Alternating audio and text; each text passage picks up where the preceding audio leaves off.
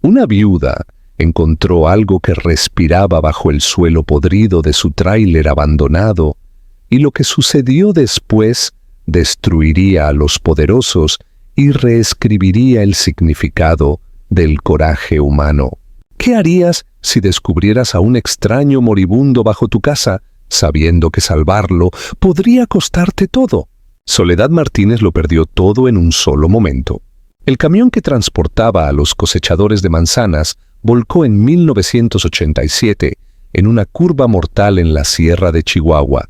Su esposo Ramiro nunca regresó a casa. La empresa le entregó un sobre, 150,000 pesos, una miseria, apenas suficiente para un mes, el precio que pusieron a un buen hombre, padre de 5 hijos. Ella sostuvo la fortuna entera de su esposo en el bolsillo de su delantal gastado. Ahora estaba sola, con 5 bocas que alimentar. Mateo, 12 años, de repente el hombre de la casa. Las gemelas Luna y Estrella, 8. El pequeño Tadeo, 5. Y la bebé Luz, todavía alimentándose del seno. El casero les dio 2 semanas para dejar su pequeña habitación de adobe. Soledad no tenía familia, ni red de seguridad. Durante 3 meses durmieron en el frío suelo de la sacristía de la iglesia, sobreviviendo con la caridad y los pocos pesos que ella ganaba lavando ropa en el río. Pero la presión de las familias prominentes del pueblo creció. No aprobaban que una viuda y 5 hijos ocuparan la casa de Dios. Entonces llegó la mañana que lo cambió todo. El sacristán le dijo que el casero había quemado sus pocas pertenencias restantes. Soledad sintió que el suelo desaparecía bajo sus pies. Le quedaban 80,000 pesos de ese dinero manchado, atados en un calcetín a la cintura, dinero que había jurado no tocar, salvo en vida o muerte. Este era ese momento. Caminó durante días con la bebé Luz envuelta contra su pecho, los otros 4 agarrados a su falda, llamando a cada puerta, pidiendo trabajo, refugio, cualquier cosa. Pero en el pequeño pueblo de Krell, una viuda con 5 hijos no era una oportunidad, era un problema. Las puertas se cerraban con excusas amables. El capataz en la serrería la miró de arriba abajo con ojos que le erizaron la piel. «Una mujer joven como usted no debería batallar tanto», dijo, su voz goteando implicación. «Podría ofrecerle una casita cómoda, buena comida, a cambio de compañía». La bilis subió en la garganta de Soledad. Dio la vuelta y se fue, con la poca dignidad que le quedaba intacta. Durante 3 noches se apiñaron bajo un puente de piedra, cubiertos con cartón que Mateo había encontrado, el frío cortándoles hasta los huesos. Entonces, en una tarde gris, dentro de la tienda La Sierra, ella oyó a 2 hombres hablar. Uno era el Chivo, un hombre que hacía trabajos de flete. «Ese tráiler todavía se está pudriendo allá afuera», dijo. «El dueño, un gringo loco, murió hace años. Nadie lo reclamó. El municipio lo quiere quitar, pero está muy dentro del monte. Piden 100,000 pesos solo por derechos de ocupación, pero apuesto a que aceptarían 50. El lugar está maldito», dicen. «Lejos de todo, solo sirve para alguien a quien no le quede nada que perder». El corazón de Soledad latió con fuerza. Un tráiler por 100,000, quizá menos. Ella tenía 80. Se acercó a los hombres, sus pasos firmes a pesar de las rodillas temblorosas. «Disculpen, señores, estoy escuchando lo del tráiler en el bosque. ¿Dónde exactamente está?» Los hombres se mostraron sorprendidos. «Señora», empezó el Chivo con media sonrisa, «ese no es lugar para una mujer, y menos con niños. Está a 5 kilómetros de la carretera principal, en lo profundo del monte, cerca del arroyo seco. El tráiler está sobre bloques de cemento, pero el piso está podrido, sin puertas, ventanas rotas. Y la gente cuenta cosas, ruidos extraños por la noche, como si el gringo Howard, que lo tenía todavía, estuviera ahí, cuidando su propiedad». Soledad tragó, pero no mostró miedo. «¿Y si alguien ofrece 80,000 pesos, creen que aceptarían?» El Chivo rió. «Señora, esa cosa no vale 10, pero si tiene el coraje de vivir en ese nido de alimañas, yo mismo la llevo con el secretario municipal. Le garantizo que aceptarán solo para sacarlo de sus libros». «Hagámoslo entonces». dijo Soledad, desatando el calcetín de su cintura y contando los billetes gastados sobre el mostrador. El ruido del papel viejo pareció resonar en el silencio de la tienda. Al día siguiente, el chivo la encontró con un papel sellado en la mano. «Felicidades, doña Soledad. Ahora es usted la ocupante legal de un tráiler de aluminio de 1960 con 400 metros cuadrados de terreno forestal». El secretario se rió tanto al darse cuenta de que alguien quería pagar por esa basura, agarró los billetes y selló el papel sin preguntas. El camino de tierra de 5 kilómetros se volvió una senda estrecha que el camión apenas podía navegar. Las ramas de pino raspaban los costados del vehículo. Cuanto más se internaban, más espeso y silencioso se volvía el bosque. Cuando llegaron, allí estaba. El tráiler descansaba torcido sobre bloques de cemento como un animal metálico varado. El aluminio, alguna vez brillante, ahora estaba opaco, manchado de óxido y musgo. La puerta colgaba de una sola bisagra. Las ventanas eran agujeros oscuros y vacíos. El interior era una pesadilla. El olor a humedad, animales muertos y podredumbre le golpeó la cara. El piso de linóleo estaba levantado y en varios tramos completamente podrido, revelando tierra húmeda debajo, excremento de mapache y rata por todas partes. Telarañas gruesas colgaban del techo bajo. Pero Soledad vio más allá de la basura. Vio 4 paredes de metal que, una vez limpias, la protegerían del viento frío de la sierra. Vio un techo que, aunque goteaba, era mejor que el cielo abierto. Vio un espacio que era suyo, que nadie podría quitarle. «Es perfecto», dijo en voz baja, y no había ironía en su voz. Los primeros días fueron una batalla contra la inmundicia y el abandono. Soledad se levantaba antes del amanecer y trabajaba hasta que sus músculos gritaban. Sacó el colchón podrido, barrió kilos de excremento seco, nidos de ratas, hojas. Fregó cada centímetro con el agua que las gemelas traían del arroyo. Para cubrir los huecos de las ventanas, usó el mismo cartón con el que habían dormido bajo el puente. En la 6ª mañana, decidió que no podían seguir durmiendo sobre agujas de pino en la esquina. El piso en el centro del tráiler estaba tan podrido que se hundía peligrosamente con cada paso. «Tenemos que sacar esta madera podrida antes de que Tadeo o las niñas se caigan y se lastimen», le dijo a Mateo. Arrodillados, empezaron a levantar trozos de linóleo y madera. Lo que la débil luz reveló la hizo contener un grito. El agujero tenía unos 2 metros de profundidad. Huecos burdos tallados en la pared de tierra servían de escalones. Y acurrucado en el rincón más lejano había un muchacho, no un hombre, apenas un adolescente, quizá 19 o 20. Su piel era pálida, o lo había sido bajo capas de suciedad, barro y sangre seca. Su cabello rubio estaba enmarañado. Vestía lo que había sido unos vaqueros y una camisa de algodón, ahora hechos jirones, tiesos, con sangre oscura.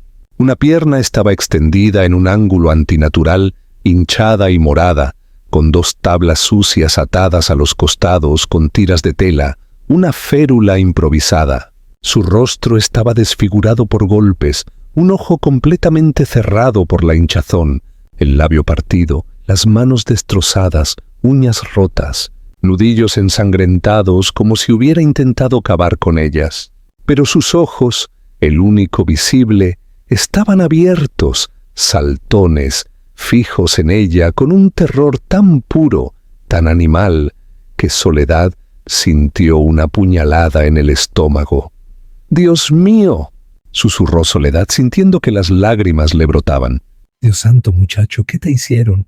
El joven tembló con tanta violencia que le castañeaban los dientes. «No, no me entregues», suplicó, su voz un graznido ronco.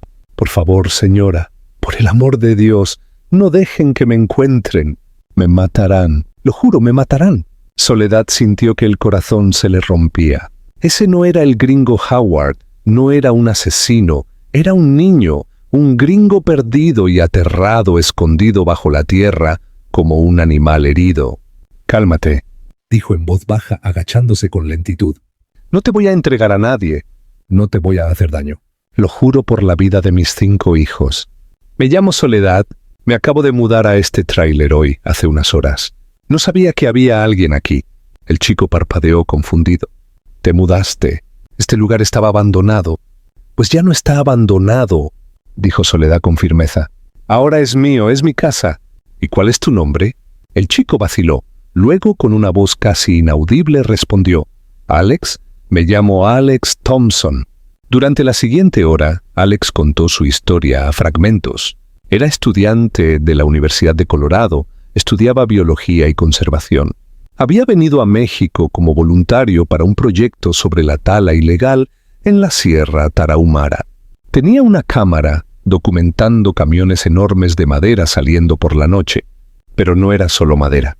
Una noche siguió a los camiones hasta un cañón que no salía en los mapas. Había una pista clandestina, pequeña, de tierra, pero iluminada con generadores.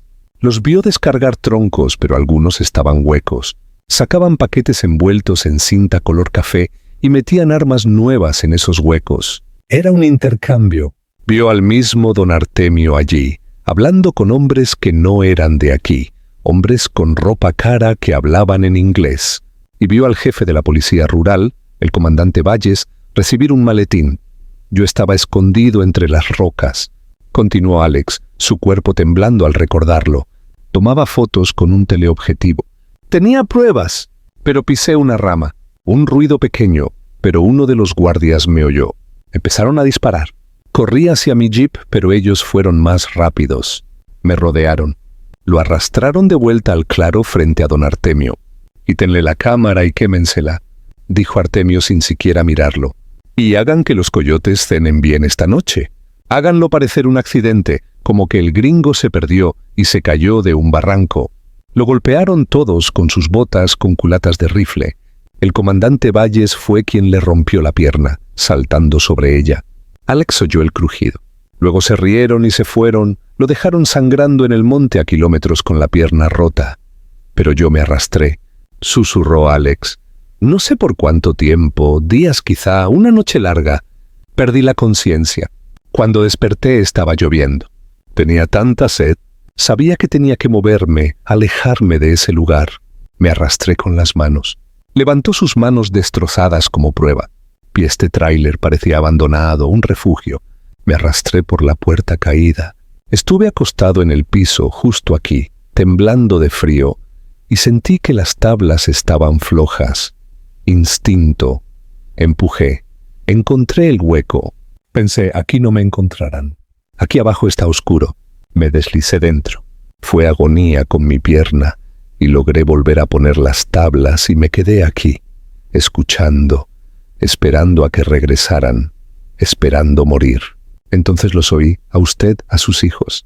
Pensé que volverían a acabar conmigo. Soledad entendió. Ese chico no solo había presenciado un crimen, había visto el corazón del imperio de don Artemio. 50,000 pesos no eran una recompensa. Era el precio para silenciarlo para siempre. Pensó en ese dinero suficiente para comprar una casa de verdad, mandar a sus hijos a la escuela, vivir sin miedo. Solo tenía que ir al pueblo y decirle a don Artemio dónde estaba el muchacho. Pero entonces miró esos ojos aterrados, ese cuerpo roto, a ese niño. Miró sus propias manos callosas y supo que no había elección. «No vas a morir aquí», dijo Soledad por fin, su voz temblando pero llena de convicción. «Y no te van a encontrar. Encontraremos la manera». En los días siguientes, Soledad cuidó a Alex hasta sacarlo del borde de la muerte. No tenía medicinas, así que caminó de nuevo al pueblo, un viaje peligroso. En la tienda La Sierra se encontró con don Elías, el anciano propietario. Cuando pidió alcohol y suministros, sus ojos afilados estudiaron sus manos temblorosas. «No es por Tadeo, ¿verdad?», dijo en voz baja. «Es por el chico, el gringo que andan buscando». Soledad se derrumbó. Don Elías reveló que había perdido a su propio nieto a manos de la violencia de don Artemio 2 años antes. «Ayudarte no me devolverá a mi nieto», dijo. «Pero si ese chico vive, si sale y cuenta lo que vio, es una pequeña piedra en el zapato de ese monstruo». Le dio mezcal para limpiar la herida y polvo de penicilina para ganado que serviría para humanos. También le habló de La Escondida, un campamento minero abandonado a 3 días de viaje cruzando el cañón hacia el desierto, donde se escondían personas a las que Artemio les había quitado todo. Prometió documentos falsos en 2 semanas, pero 2 semanas resultaron imposibles. En el 10º día, mientras Soledad lavaba trapos afuera, oyó motores. El silbato de codorniz de Mateo rasgó el aire, señal de máxima alerta.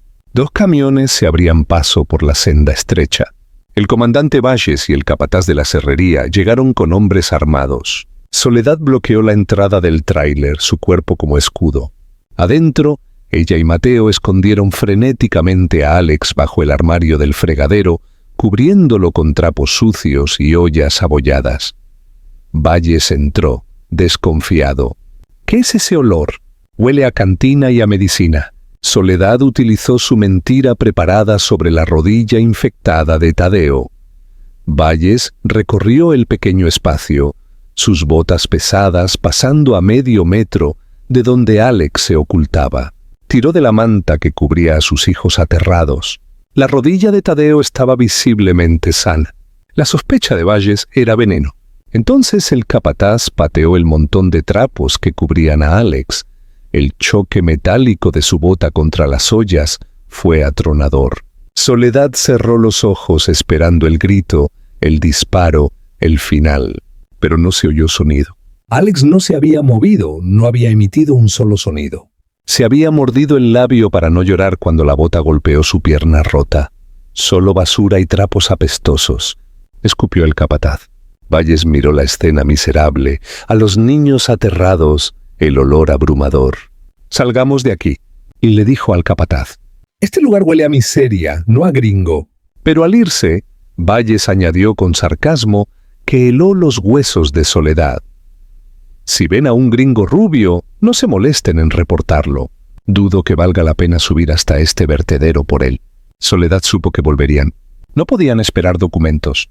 Esa noche, bajo la oscuridad, 7 figuras, una viuda con 5 hijos hambrientos y un chico estadounidense roto, desaparecieron en el negro del bosque.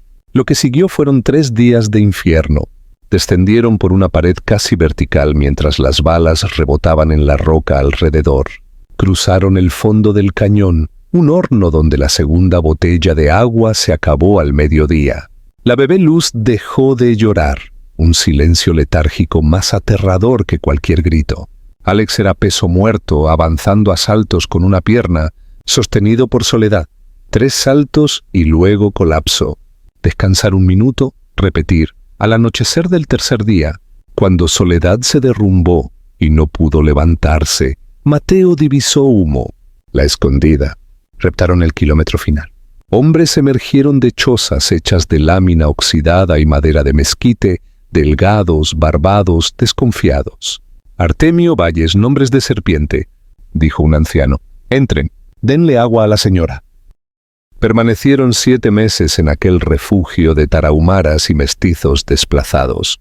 Una curandera llamada Doña Rosa examinó la pierna de Alex. Gangrena, pero el mezcal y la penicilina del viejo Elías la detuvieron.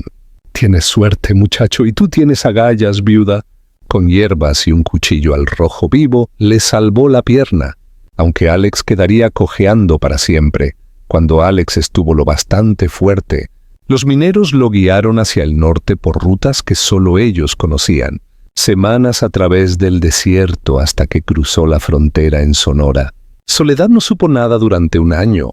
Luego un minero regresó con una carta de don Elías, que había muerto de viejo. Era de Alex. Había llegado a Colorado y no se había quedado callado. Había contactado a periodistas, a grupos de derechos humanos. Había hablado del aserradero, de la pista de aterrizaje, de la operación de Artemio en 1990. La noticia llegó a La Escondida como un trueno. El gobierno federal, presionado por Estados Unidos por el intento de asesinato de un estudiante estadounidense, había allanado el aserradero. Hubo un tiroteo. El comandante Valles murió. Don Artemio fue arrestado. no por drogas, sino por evasión de impuestos, tala ilegal y el asesinato del nieto de don Elías. Denver, Colorado, enero de 2011. Nieva afuera. Soledad Martínez, ahora de 62 años, observa a sus nietos jugar en el patio de un pequeño y cálido apartamento. Mateo, Luna, Estrella y Tadeo viven cerca, todos ciudadanos estadounidenses con sus propias familias. Luz está en la universidad. Suena el timbre. Es Alex Thompson, de 43 años, profesor de biología en la universidad local. Su cojera es notoria. Lleva un platillo. «Hola, mamá Sole», dice, el apodo que le dio en la escondida. «Te traje esto, pastel de manzana como el que dijiste que pedía en mi delirio». Soledad ríe y lo abraza. Se sientan en la cocina mientras la risa de los niños llena el aire. «A veces sueño con el tráiler», dice Soledad en voz baja. El olor, el miedo, tú bajo el fregadero. Alex asiente, su rostro de pronto sombrío. «Yo sueño con el agujero y la bota del capataz». Me mordí la lengua casi a la mitad para no gritar.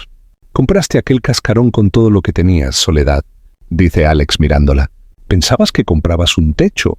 Soledad observa caer la nieve, mira a sus nietos seguros y bulliciosos, mira al hombre cuya vida salvó y que a su vez salvó a toda su familia al patrocinar su asilo. «No», dice, con los ojos llenos de una claridad ganada con dolor. «Compré algo mejor. Compré la oportunidad de enseñarles a mis hijos que un gramo de valor vale más que una tonelada de miedo. Compré el derecho de llamarme verdaderamente su madre».